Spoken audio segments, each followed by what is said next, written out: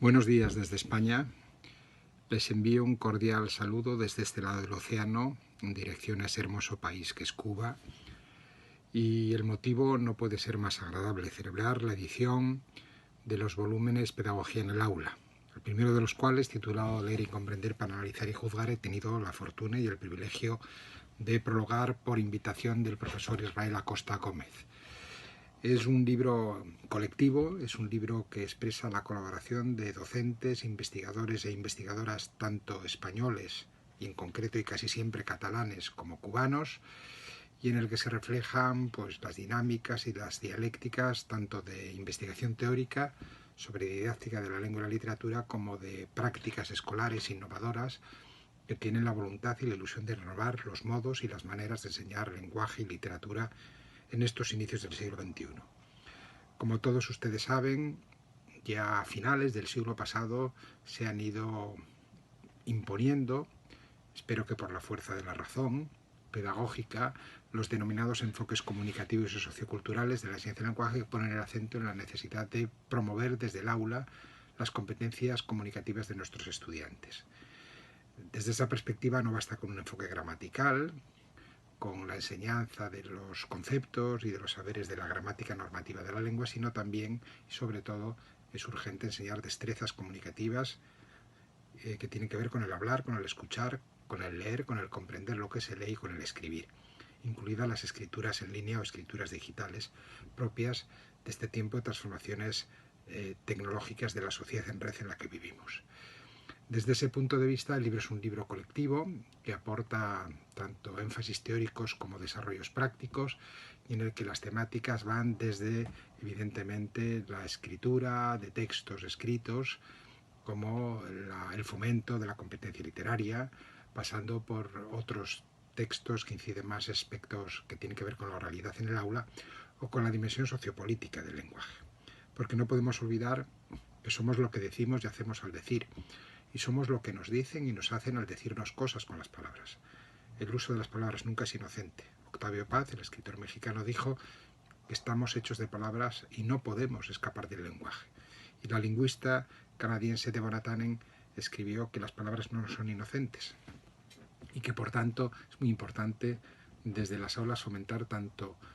el desarrollo de habilidades comunicativas, en las destrezas del hablar, del escribir, del leer, del comprender, como el fomento de una conciencia ética que ponga las palabras al servicio de la convivencia, de la defensa de los derechos humanos, de la defensa de la diversidad lingüística y cultural y del respeto,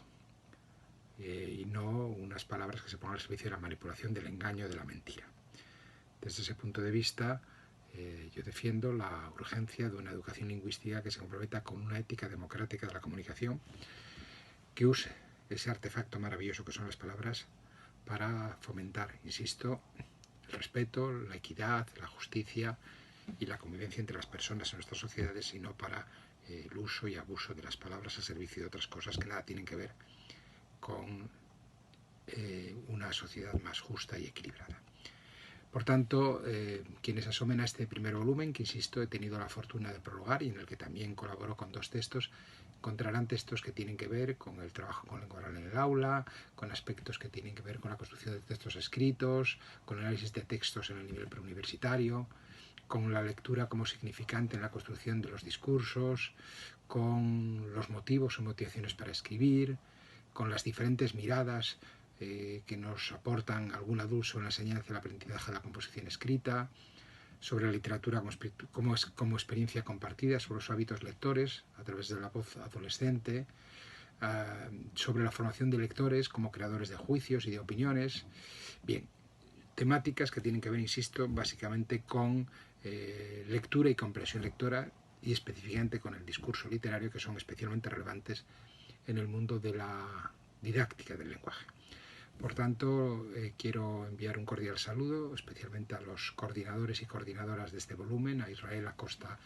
Gómez, a Rosa Domínguez García, a Yadira